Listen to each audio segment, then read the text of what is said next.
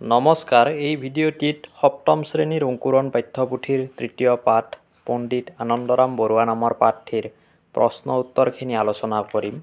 সেয়ে আপোনালোকে ভিডিঅ'টি প্ৰথমৰ পৰা শেষলৈ চাব। ২ নং প্ৰশ্নটিত দিয়া আছে উত্তৰ দিয়া। ক. আনন্দৰাম বৰুৱাৰ জন্ম ক'ত হৈছিল?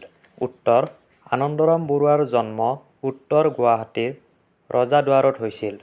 খ নং প্ৰশ্ন: তেওঁৰ পিতৃ-মাতৃৰ নাম কি? উত্তৰ: তেওঁৰ পিতৃৰ নাম গৰ্গৰাম বৰুৱা আৰু মাতৃৰ নাম দুৰ্লভেশ্বৰী বৰুৱা।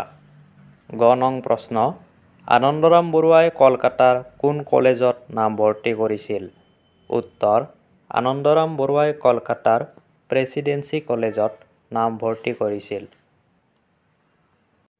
খ নং প্ৰশ্ন: আনন্দৰাম বৰুৱা ভাষা কলা সংস্কৃতি সন্থা কিয় প্ৰতিষ্ঠা কৰিছিল?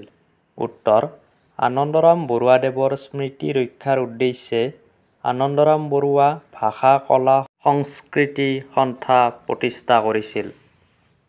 ৩ নং প্ৰশ্ন: ABILACৰ সম্পূৰ্ণ নামটো ইংৰাজী আৰু অসমীয়াত লিখা।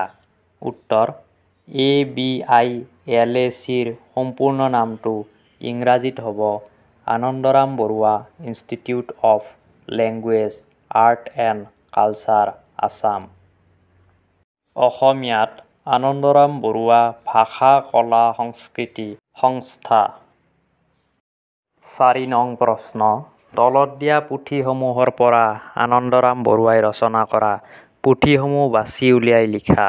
উত্তৰ: তলত দিয়া পুথিসমূহৰ পৰা আনন্দৰাম বৰুৱাই ৰচনা কৰা পুথিসমূহ হ'ল: প্ৰাচীন ভাৰতৰ ভূগোল, ভৱভূতিৰ মহাবীৰ চৰিত, ইংৰাজী সংস্কৃত অভিধান, উচ্চ সংস্কৃত ব্যাকৰণ, সৰস্বতী কণ্ঠাভৰণ, সংস্কৃত ভাষাৰ বৃহৎ ব্যাকৰণ, সংস্কৃত শিক্ষাৰ্থী সহচৰ। ৬ নং প্ৰশ্ন: আনন্দৰাম বৰুৱাৰ কৰ্মজীৱনৰ বিষয়ে কেইশাৰীমান বাক্য লিখা।